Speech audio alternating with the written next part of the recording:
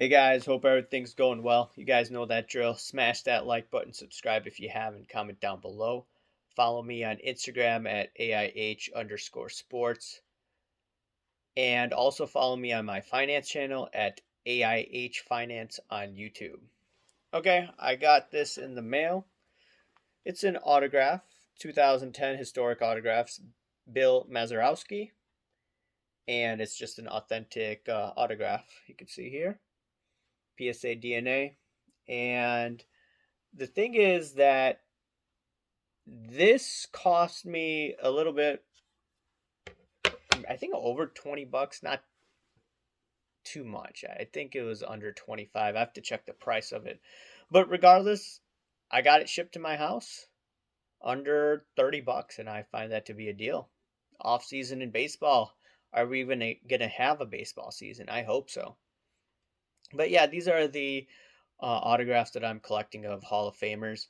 The thing about this dude was he hit a home run in Game 7, a walk-off home run, Game 7 of the World Series against the Yankees. That's insane. I thought the Cubs World Series, my Cubs, against the Indians and they winning in 10 innings, I thought that series was insane. Just imagine a walk-off home run. I do believe that the Florida Marlins, there was some sort of game 7 that was intense. I don't remember all the details. I don't know if it was Edgar Renteria that hit the game winning RBI. I have to double check on all of that. But there was an interesting game 7 series there. You had the 2001 World Series with Kurt Schilling and Randy Johnson. That was interesting. That was fun for many people. And then I think there was one in 1991. This is my lifetime though. 1991, I believe that was a pitcher's duel. It was the Braves and the Twins. I don't remember any of that at all. That's too young. But regardless, yeah, Game 7 walk-off home run. That's just amazing. So, yeah, I wanted to get one of his other autographs too. I'll be on the lookout for that. Alrighty, now back to the topic. The topic today, yeah, I talk a lot about interest rates. I pump interest rates, okay? I'm a pumper. All jokes aside, the other component besides interest rates is inflation. And in my opinion, it is very important for the collectibles industry, especially sports cards. And I want to look at inflation expectations. And yeah, some people may not want to hear about this topic, but I believe it's really important if you are a long term investor in collectibles. Even if you are a collector, it's quite important because if you want to collect a large ticket item, then you want to buy on the cheap. You don't want to buy when it's extremely expensive. So here's the thing. Um, I'm just looking at inflation expectations from the New York Fed, and I'm going to read it off to you so I just don't miss the important details. So the inflation expectations, it decreased from 6% in December to 5.8% in early this year. So that's on the way down, okay? And this is the first decline since October 2020. And this is just the 1 year inflation expectations from the New York Fed, just a survey. And their 3 year inflation expectations dropped by 0.5% to 3.5%. So 3 years from now. Okay. The CPI that measures the inflation rate was over 7%. Okay. And they're saying a couple of years from now, just based on the survey, it's going to about, what is it? Less than half of what it is. Obviously, these are expectations. And you may say, like, okay, what does this have to do with sports cards? I'm going to get into it. Okay. I'm going to tie all of that back together. Just hear me out. And there are some other ways people look at inflation expectations. Some research that I did through a database, it said that the Atlanta Fed is good at looking at 1 year inflation expectations. And their inflation expectations is about 3.6% for this year. Just a recent survey that was done, okay? So New York Fed saying 5.8% inflation this year, Atlanta Fed saying 3.5. That's much less than the CPI, okay? And remember last year, sports cards, a lot of the sports cards, not all, because I'll see some people say, oh, you're just talking about the MJ cards. No, a whole bunch of cards went down when the CPI was at 7%. Okay. I'm not even looking at interest rates right now. Okay. Just forget about me pumping interest rates. Let's just look at inflation. So if they're saying that inflation is probably going to go lower, and it's probably going to go lower because supply chain issues should improve. That doesn't mean the inflation will go away in the next year. I don't think it will, but we're going to see things open back up, so that should help out the problems that we've been seeing over the past year. Okay, so we have that information, and you have to also look at the fact, I just want to look at history, right?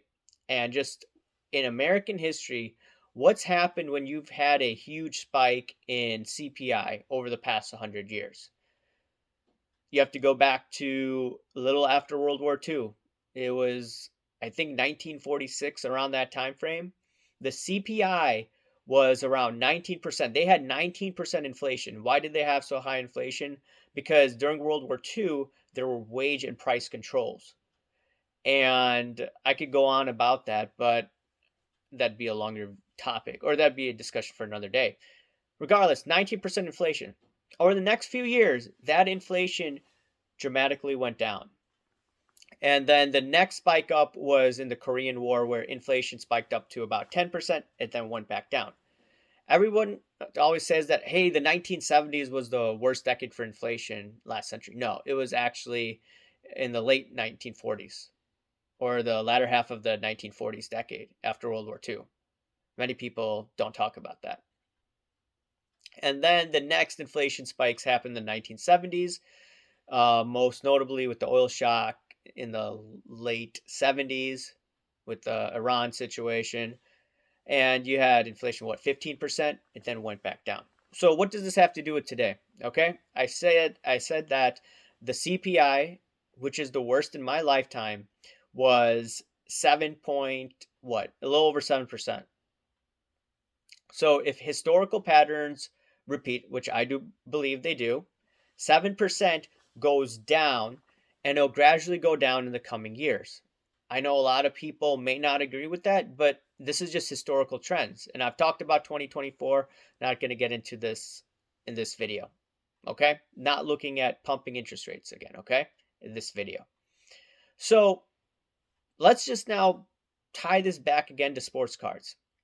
Looking at historical figures, and every time you have an inflation spike, it goes down.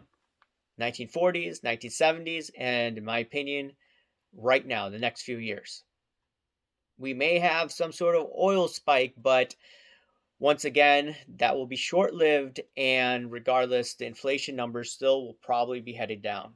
We're not going to get rid of all of the inflation, like I mentioned. So, going back to sports cards. So, last year, like I said earlier, card prices went down, okay? And you had the worst inflation in 40 years. Now, what happens when the inflation numbers go down? I'm not saying that there's no inflation, but that inflation is not 7% now. It's maybe cut in half to 3.5, 3.6%, like the Atlanta Fed is talking about. What happens in that environment? The sports cards. I mean, some people may argue, hey, you don't have the influencers like Gary Vee talking about sports cards. Okay, that's true. If Gary Vee comes back, could you see a bump? Yeah, you could. But once again, I think Gary Vee is very calculating, and he's probably going to buy when there's a lot of blood in the streets. Okay? So, just looking at historical patterns, this does not bode well for sports cards, in my opinion. And I see all of these guys being very aggressive, just buying left and right. While there may be some flippers that may be successful, I'm not saying that all flippers will fail. Majority of the people that do this, majority of the people that are investing big time money, they're going to be in not deep trouble, but they're probably going to lose still a lot of money, despite cards for the most part going down within the past year. And I've mentioned this before. For every Steve Cohn, who's a hedge fund guy, who was good at short term trading, there are a lot of people that failed in trading. And the same thing is going to go on with this flipping game. And right now, the time isn't ripe for sports cards to flourish. Just looking at this inflation data that I'm looking at.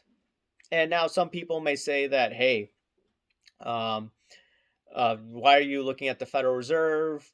Well, I'm looking at the Atlanta Fed, and they're the most accurate from what I've read. So these numbers, take it or leave it. I'm presenting you this data. I know some people are going to be like, hey, you're looking too much into it.